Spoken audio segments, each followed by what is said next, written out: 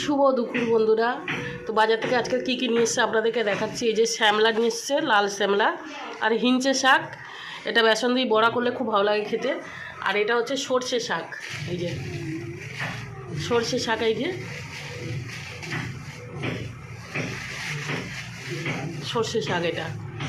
আর এখানে এই যে পেঁপে, টমেটো নিয়ে এসছে। এখানে আলু পেঁয়াজ তো আছেই, নিয়ে এসছে এগুলো। আর এখানে এই যে মোচা চিংড়ি নিয়ে এসছে, মোচা চিংড়ি বন্ধুরা। আর বন্ধুরা এই দেখো কাতলা মাছ নিয়ে এসছে,